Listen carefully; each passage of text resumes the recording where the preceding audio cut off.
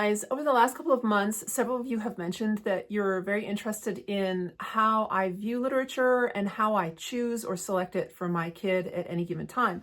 And then in the last couple of weeks, some of you very much want my 100 list, what the list looks like and how I choose it or inform the list. That is to say, what are the 100 works of literature that I would like Morgan to have read before she launches out of this house? So I have many types of things going on.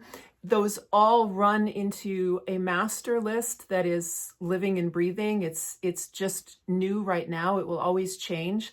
And so I can continue to show you that and how it grows and how it morphs. First, I will cover reading in general for me and Morgan. So I've got my little notes here to make sure I cover everything. And my general philosophy of reading, why reading is one of our core. And then I'll show you the 100 list of how I'm generating it and why. I've got a lot of printouts that I can show you to really give you ideas, because I don't want you to want my list.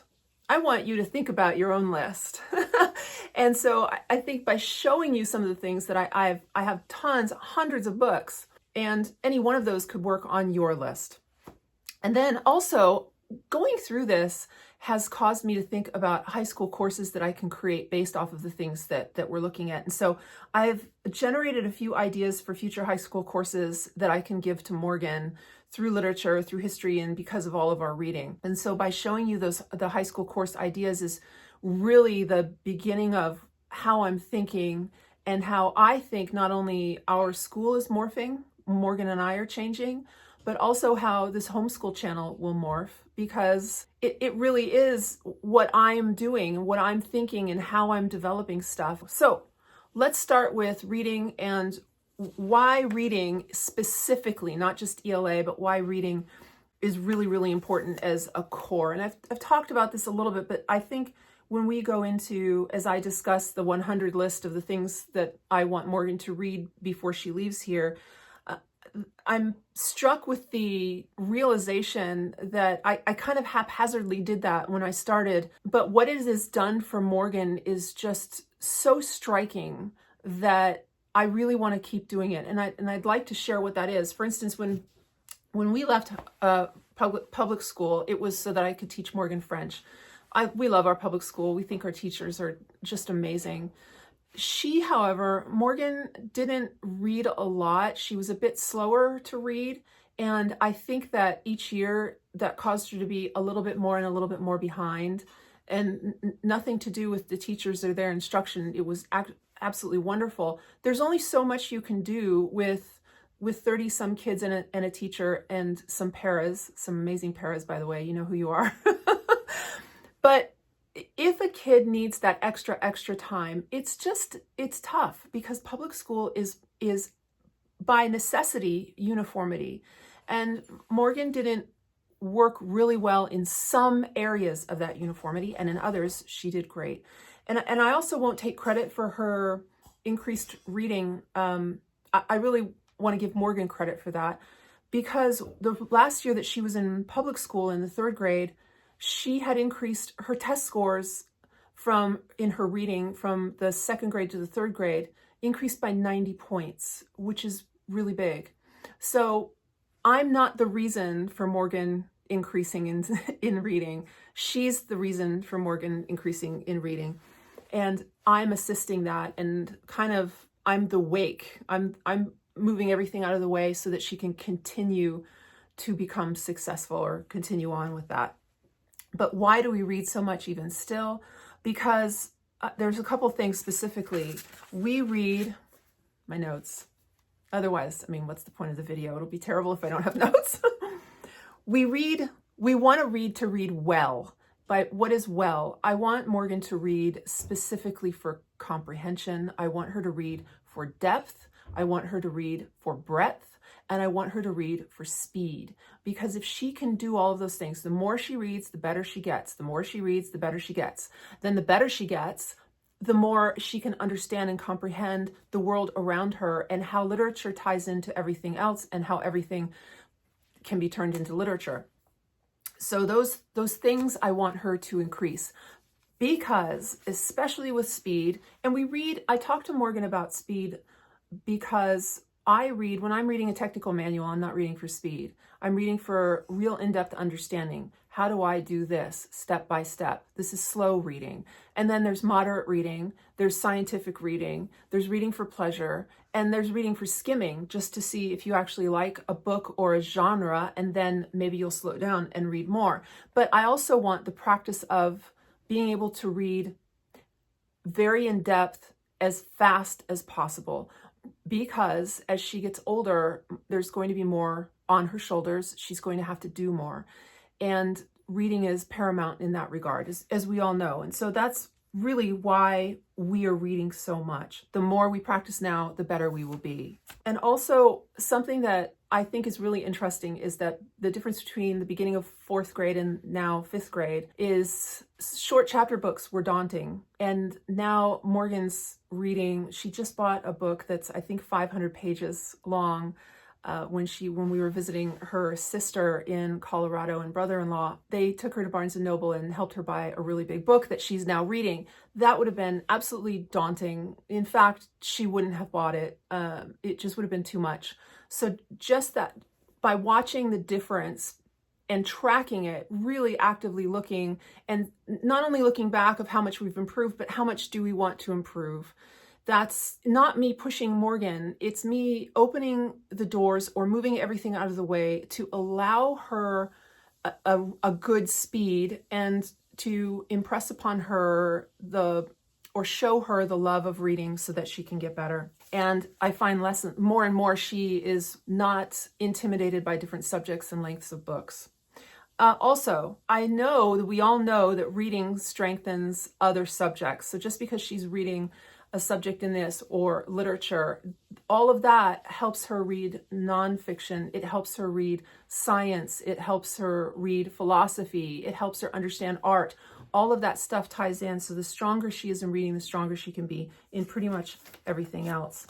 And finally, I feel less inclined to hold myself to anybody else's standards. Having a different set of standards doesn't mean that everyone else's standards aren't good or equal to, just different from. And so I'm finding that as I am teaching Morgan and allowing her to learn at her pace and in the way that she best learns, I'm fairly comfortable that we can continue on doing this even through high school. And so that's why at the end of the video, I'll show you some of my high school ideas, because I think if you have a kid in the 5th grade and you're homeschooling and you are intending to continue to homeschool at home, not outsource so much, but actually teach the subjects at home, I feel like, at least for me, I need to start now. We can't there's no way I can wait until the 8th grade to think, oh, well, I'm going to teach 9th, 10th, 11th, 12th. Now what do I do?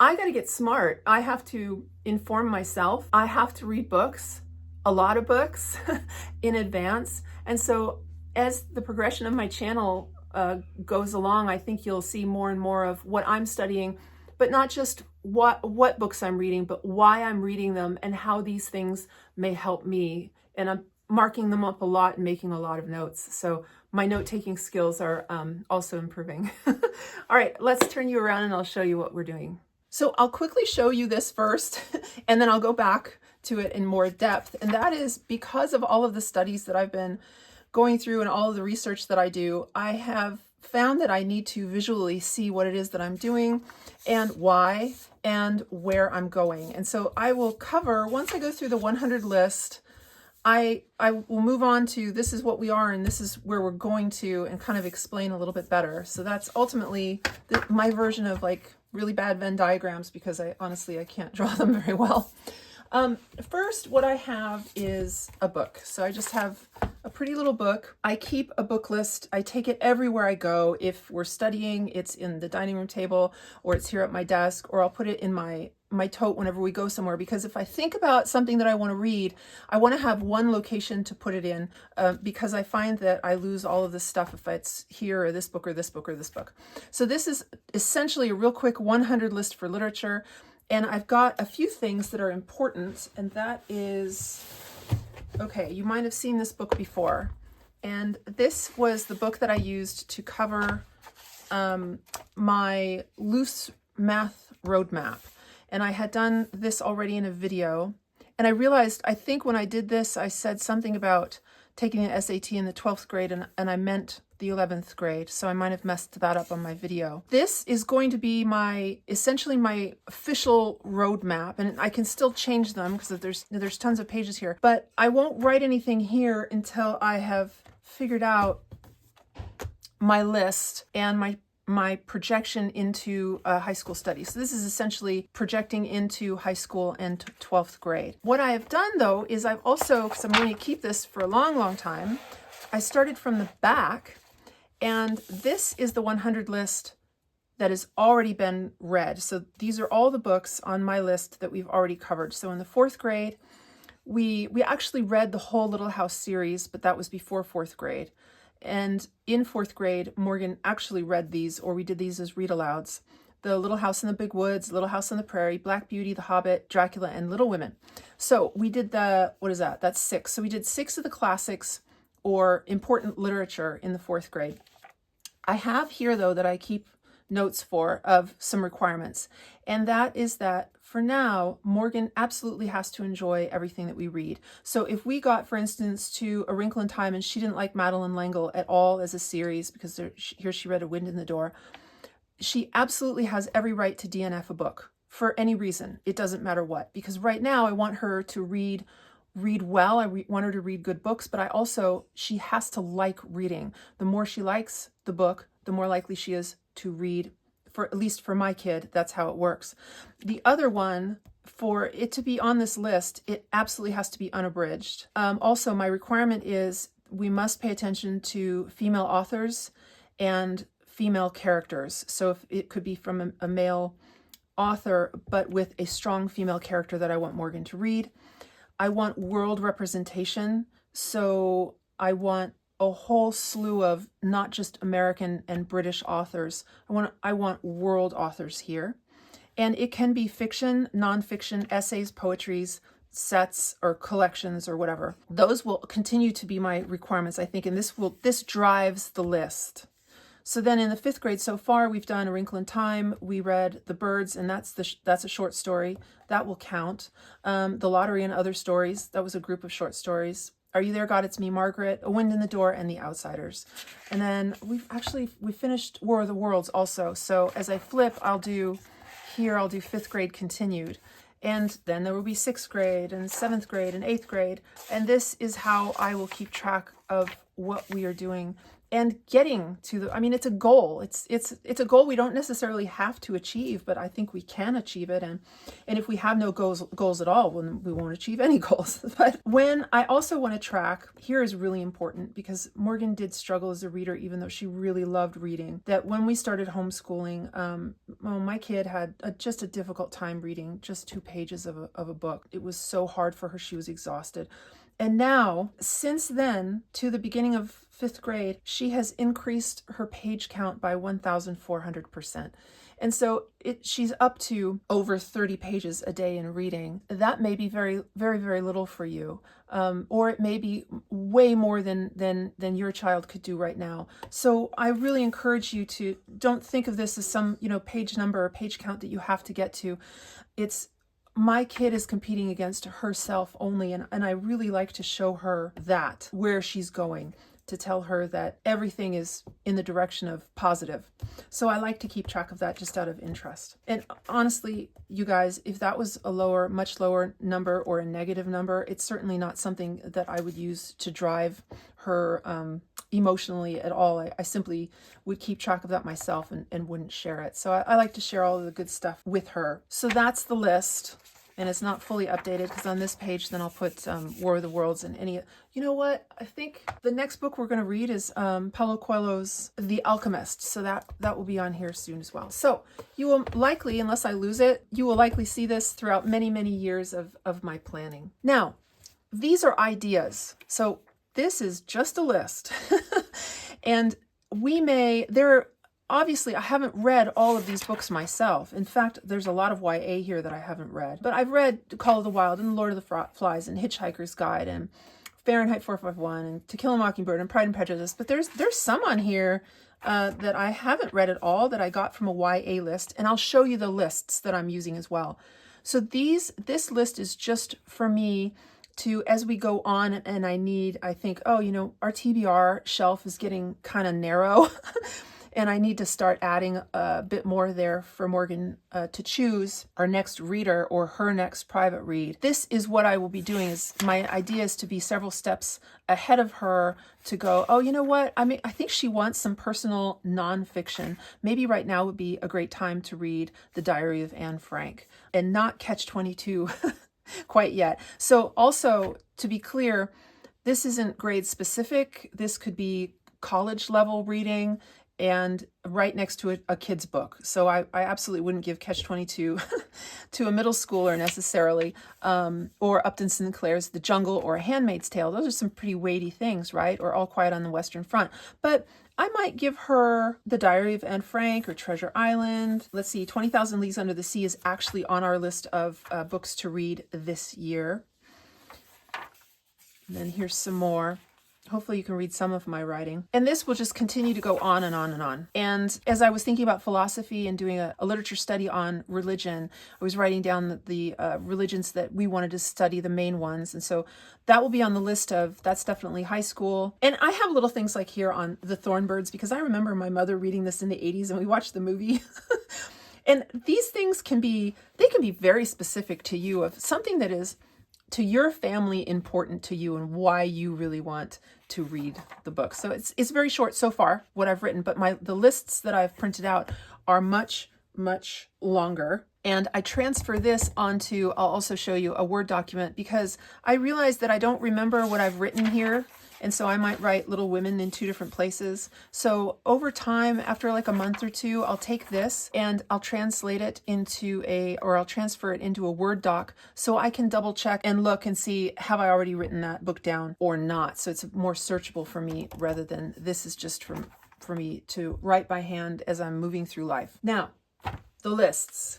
Here's a file I keep so that I can keep track of all of the lists that I'm keeping track of or going to use. Oh, look, I've looked everywhere for this. This is my list of best 80s movies. As I began looking at books and lists and things, I happened upon an article from The Atlantic on elite college students who can't read books. And I've since started reading more and more about this, and it's quite interesting of why students even in Harvard or the Ivy Leaguers are having trouble reading weighty novels. And so I thought, well, I want to know why that is, so that I can make sure that this doesn't happen in my homeschool, that I really want Morgan to be able to read big, weighty books. And also, one thing that I came across was a brief history of banned books in America and the first banned book, which was really cool, because I printed this out because I realized that about 15% of the novels that I've chosen for Morgan to read are either banned or challenged at any given time throughout history. And so I thought, well, this is interesting. What's the first banned book in America? And I want to read this as part of like a banned book study. It's The English Canaan by Robert Morton. If you read this first, it's really funny. This is not a well-written book. He's not a great author or whatever, but this was an attempted ban by American Puritans at the very beginning of, as the Americas grew with Europeans. Thomas Morton wrote about how he lived in the Americas, and he had been banned by Puritans twice and sent to an island twice, and the Native Americans saved him twice. And so the idea of, we've been banning books forever. So, cancel culture started as soon as we got here. And I want Morgan to read this book, because if I pair this with a class about banned books and the history of banned books, I'd really like her to read this. But it looks huge, right? This looks like a massive book. It really isn't. There are a lot of footnotes to help you read or understand kind of the history behind what was going on at the time. And so the actual book is very, very short indeed, and you could spend more time reading the footnotes. So I didn't know about this, and I think that is really cool. We could use this for literature. We could use this for history.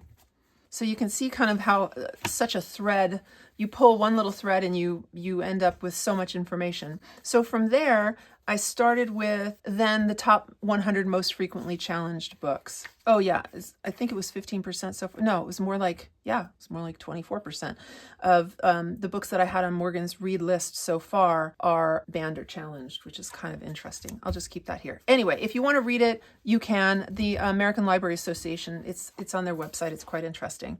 Okay, I didn't care where I was getting them from. I haven't vetted all of these, nor do I need to until I start vetting the actual books on the list.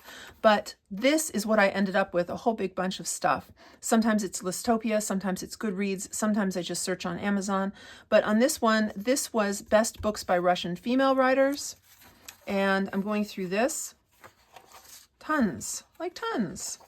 A lot of stuff that I don't know about. And if you do, I would love your help. If you know about some Russian books that are translated into English that are bestsellers in Russia and considered really good, especially modern literature, I would love to know. And then Russia-infused YA literature. I recognized a lot of this stuff actually because the show Shadow and Bone are the books that a lot of kids are reading. That is Russian infused. I wouldn't say that was literature though. These are just books. But I don't know. Sometimes YA is just what it is. It's not that great, but it's really fun for kids to read. And other times YA can be considered literature. So this was a search for YA books from Nigeria. I was curious to see what would come up. And I'm interested in Morgan reading Purple Hibiscus. Really great YouTube videos on the author that I also want her to watch.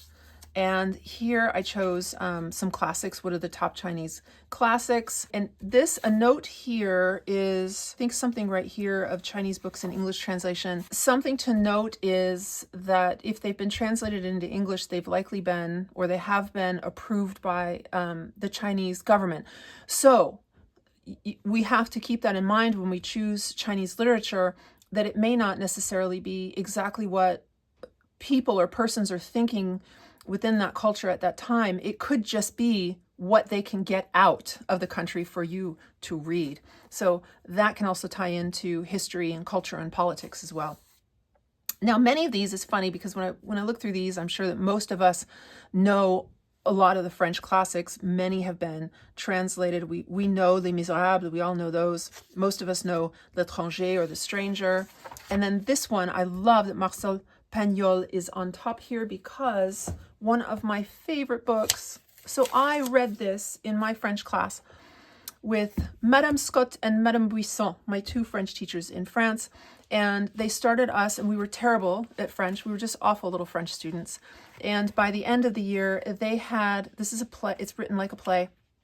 There's Marius, there's Fanny, and there's César.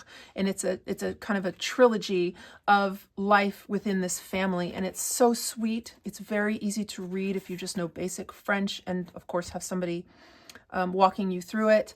And I really, really want Morgan to read Marius, but not as translation. I want her to read Marius, Fanny, and César in the original French. So I was happy to see that right there. And then let's see, so I have a whole bunch. There's 30 classic French books. You can find all of these yourself. Easy, like The Count of Monte Cristo, The Count of Monte Cristo, Dangerous Liaisons. There's so much that we know that we've seen already, Madame Bovary, that we've seen in English translation for many, many years.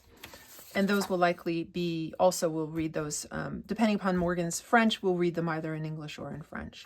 And then here's also the best literature. I like that Little Prince is up here. I think this reads so much better in French, and I'm glad that we are learning French because Le Petit Prince is so sweet of a book, and I'm just not sure that it just translates as well. I don't know. That's the problem of having translations, is there's always, no matter how good the translation is, there's always something lost, isn't there? Another French list.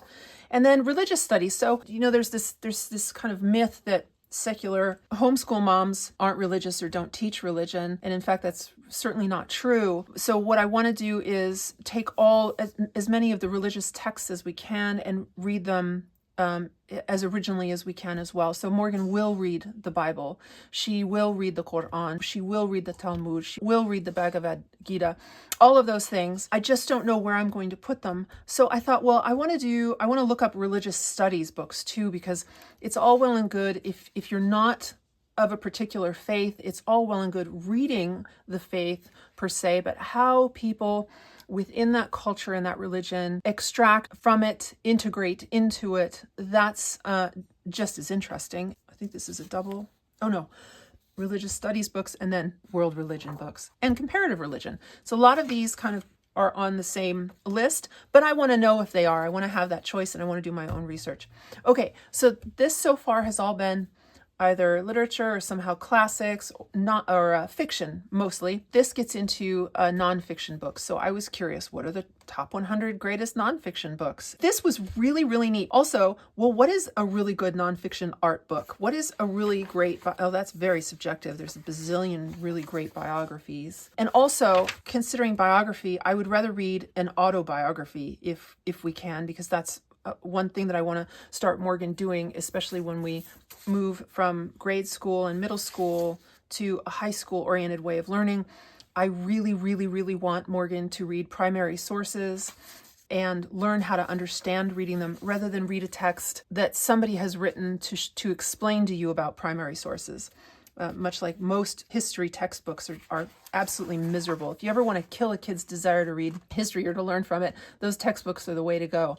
I love the idea of having subcategories of nonfiction because there's so much. There's just a ton. Philosophy, music, that's great. I mean, there's things that I just simply haven't thought to give Morgan to read. And I don't want Morgan's aperture to be as narrow as mine, and I don't want my aperture to be narrow. So as I grow mine, I really, really want to go into different areas. I like the idea of reading nonfiction science, but not as a science class, as literature. I really, really like that idea. So I'm kind of trying to get ahead because this is, in my opinion, a mammoth for me. And I'm really comfortable with literature. I'm really comfortable with the reading aspect of it. I'm a little bit weaker in math and science. We all have weaknesses, but even this to me is quite large. And as we get on, Morgan's choices will actually come into play here as well. So as she tells me what she's interested in, I think I can hone in and narrow in, and she can choose and then go deeper if she wants, or we can stay wide with like world literature and do an overview of like world literature 101, where one piece of literature will be Chinese, the other one will be Russian, one will be English, one will be whatever. Or Morgan can tell me, you know what, I really, really, really, even down to the author, I want to study one particular author. I want to read all of their books. Absolutely. She can totally do that. Why not? So I found this was really interesting, the 100 stories that shaped the world. What I'm more interested in is learning why. I think these are hyperlinked. I think you can click on each individual title and find or read about why each one is considered life-altering or a book that shaped the world, why that is. So I am going to spend a lot of time going through that as well. And then here we have best classic books for teens. This will play more into, I think, more current because Morgan is going to be a teen. And some of this is well, I actually wouldn't say that's necessarily YA. This is for everybody. But if you are looking specifically for teen stuff, then it might be a good idea to search for books for teens and then choose from here. There's some that I see. There's some that I wouldn't consider literature, that just great for teens, and Morgan can read them on her own. And they might not make the 100 list, but I'm also looking for other things that she would want to read for pleasure or as her own private reader. Yeah, I like this one. So this is ALA's. This is the American Library Association's list of great books for teens. I think a lot of these are on my list of things for Morgan to read or consider reading. There's a lot that I have to screen. My librarian is going to know me really well pretty soon.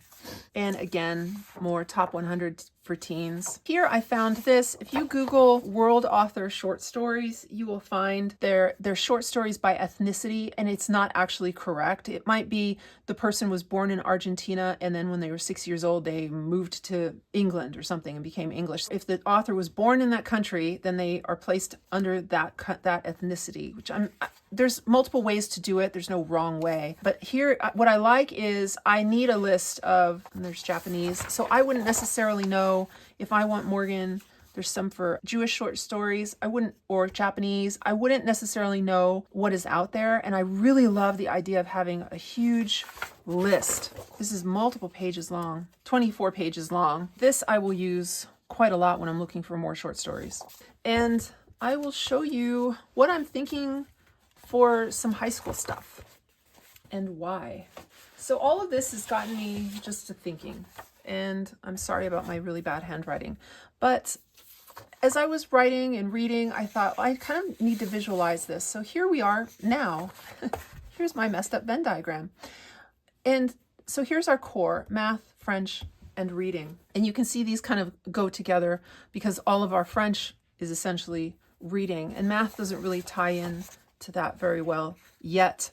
And here we have unit studies. And so there's bubbles kind of floating around, and there's also ones that are attached because history is all reading. Creative writing is also about reading and writing, and going to plays. It all kind of starts to attach together. What I really noticed is that Waldorf does tie things in quite well because it brings in a lot of all of these subjects and helps us to begin to see that you can't just do one thing. It all ties in with all subjects. Everything is connected. And that's really hard for kids to see. It's really hard for adults to see, actually, until you begin learning and really focusing on various subjects. Also, what is important here is that Morgan doesn't know her interests yet. She does know some, but it doesn't mean that that's going to be your favorite later. And it doesn't mean that it's her favorite because she's been exposed to everything. It's just her favorite within her exposure, and her exposure is going to get bigger and bigger. So as we move from grade school and into middle school, my idea is that we should really be getting here with the idea of I wrote overall well-being, of everything, of who Morgan is, of where she wants to go, of how she wants to learn, of the things that really will drive not just her knowledge, but her movement towards choosing everything for herself in her life. And so I wrote here and here that Morgan's interests will become increasingly the driver towards high school. Now, we all have high school requirements. We know this. Those are very easy to fill. I think that any homeschool mom would not have a problem with whatever requirements her state levies upon her. And we have a fantastic environment here where I can cover multiple things, how I choose and how I need them to be for Morgan. But this is what I've been thinking, because you can't study history without studying religion. And you really can't study religion without understanding philosophy. And you can't do any of this without reading. And it always helps to learn foreign languages because that helps you understand everything else. And oh, by the way, science is huge. It ties into everything of our understanding of how we've invented things to get to where we are. And so these essentially, if I've missed something, let me know. Let me know if I've missed something. But I feel like everything can be covered in here, and these things are important to focus on. So with that, I was thinking of subjects that I could develop for Morgan. And so far it's sort of the title or the genericness of it right now. But for literature, for instance, for world lit, I thought that I would do an introduction to world literature, and I choose one Russian author, one Chinese author. I wrote Nigerian here because I really want to study some of the things that Nigerians have written, especially modern. And it doesn't have to be tied into an era, or it can. It doesn't matter. I super don't care. It just depends on what you make it. And so I thought if I picked, seven? If I picked seven, it wouldn't necessarily be one book, maybe it would be 4 books. And so we read one book a week by Russian authors. And then another for the next month, we read all Chinese authors, and it takes 7 months to do that. And then in the last 2 months, Morgan can take some of her favorites, or she can say, you know what? I want to read a Greek author now, and I want to do a comparison. So she can do that and choose her own books to do a kind of comparative study of world literature and do a selective deep dive if she wants, and a final paper. I think writing here is going to be, I have literature, and I don't have writing on here, but it stands to reason that all of this is going to involve writing. And so I do have creative writing here because we're not doing essays yet. But what I would like to do is make sure that our writing is solid, because I will expect, and I think Morgan would want to, write a paper with her opinions, write some kind of essay. Maybe it will be, maybe it'll be a short, real quick short essay at the end of each author. Maybe it will be an end of semester paper where I get an end of semester paper and then I get a final, but something like that. That's what I'm thinking. And then here for World Lit 2, the study of philosophy. And again, these are just ideas because they haven't made it in here yet. So when I really formalize stuff and really want to keep the idea of what I'm doing, then I'll translate it into here. But for now, it's just notes. So with study of philosophy, I could break it down by country. I could break it down by way of thought. There's so many ways to do it, and I haven't even started looking into this yet. But again, we could do 7 months of study and then 2 months of self-study research towards a final paper, or maybe that's too long, probably is too long, maybe 3 weeks towards a final paper, something like this, to give a real weighty 1-credit course on world literature through the study of philosophy. And then here for World Lit 3, or another idea, this 1, 2, 3 doesn't have to be freshman, sophomore, junior, it's just ideas. Or maybe this is history, I don't know. But the study of religion, taking the 5 to 7 major religions, studying them, and then doing a paper on those, maybe a comparative study. And here is World Lit 4, or the 4th idea. Yeah, okay, so I'm pretty sure this would be more under history. It could be under literature. It doesn't matter. So if you're light on history, you could make this a topic. And if you're light on literature, you could make it a topic as well. But I really wanted to cover modern social movements because of this book. So this is actually the library book. I don't know where my copy is, but this was so good that I started wanting to mark it up. So I bought it real quick. And I don't know, I think I'm like a quarter of the way through. But I love the idea of primary sources.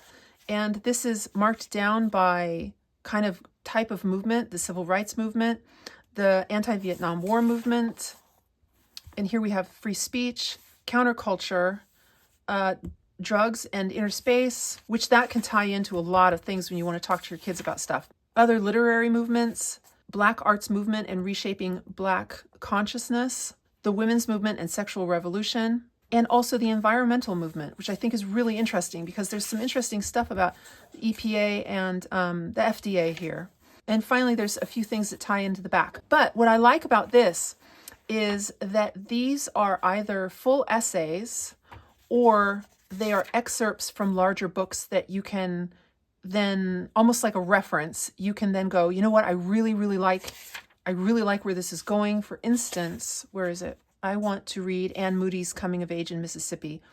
I was enthralled by this short excerpt here from Moody that I want to buy that book. This is what I will use. This will be the spine, essentially, for a modern social movements history class covering all of these things. And interestingly, or what's very helpful, is each chapter, there are 10 chapters, but I'm only going to use the first 9. So we can do the first month, here's month 1, here's month 2, here's month 3, and we can do all of this in 9 months, essentially. Morgan can read this easily, so she can read the first part in, she can read the first part in like a couple of days. So it'll only take a couple of days to read each major chapter, and then from there, I will have other things that she will want to read to help her write a little paper on it or something like that, or choose other books that she wants to read and go deeper into somebody's life or an event or era or concept. And that really could be either history or literature. And then I like the idea of constitutional law. So I have had several friends who went to law school, and it was really fun. I helped one of them study. And I like the idea of constitutional law along with civics. So I thought that we would do civics pretty heavily in the 8th grade so that we could then jump into, perhaps in our freshman year, the Con Law 101 here. And I already wrote one book that I want to do with Morgan, The Buffalo Creek Disaster. It's really, really interesting, and bit of a sad book on a class action lawsuit regarding Buffalo Creek accident in the, I think it was the 70s or 80s. And then here I would like to do something on only really focusing on nonfiction and primary sources, essentially. And I wrote here and some biographies, but I'm not sure that I want to do that because, for instance, my favorite biography is on Churchill called Warlord. But I mean, instead of reading that, Morgan can just read Churchill's books. So he wrote a lot. I don't think she can read it all, but maybe I will really go only primary sources. And why? Why is that? Because I want Morgan to be able to critique. I want Morgan to choose for herself who these people were, what they were thinking, not to be told how they were doing it or what they were doing, but she choose for herself based off of her knowledge of history and what the person is writing. And then here we have the arts. And I was thinking about doing something like study of the arts where Morgan chooses a medium that she wants to practice and maybe some of her favorite artists that she could delve deeper into the life of and the study of and understand their art. Also, plays will come under here. And so it would be a full year credit course, but really encompass a lot of stuff. She could choose some of her favorite playwrights and read the play, and then we could go to the play or we could watch the play on TV, enacted on television. And also, I want to take her to New York City, Chicago. I'd like her to see pretty much everything at the Smithsonian. I've got some of my most wonderful memories are of my mother carrying me on her shoulders around the Hirshhorn Museum in Washington, D.C. It was one of my earliest memories. So I'd like to take Morgan there and physically see the arts. So I want to do something like that, but I'm not sure what. I may want to do a full credit course on banned books, the reading of banned books, and the study of banned books. Also, the problem-based learning, I really like that, so I made sure to put that there. That can also have literature in it, but these are the ones, if you haven't seen my PBL videos, I can put a link, but this is going to be increasingly important. And what I might do is one PBL a month with Morgan, maybe, I don't know, maybe in her junior year or something, just for fun. One of those sort of high input, low output classes that I'm interested in developing for Morgan. If she has a heavy load, then this could be really fun, enriching, but very little output on her part. And then I'm thinking about women in literature or women of literature. I'm not sure. But these are the things that I have kind of started thinking about just because of my research into my 100 classics that I want Morgan to read. And that's where we went. So as always, I hope this video helps you and gives you some ideas for your own homeschool. And if you are doing anything similar or you have some things that you want to share with me, books about reading, about anything, please do leave them in the comments. I read everything that you write me and I write you back. Thanks so much, you guys. See ya.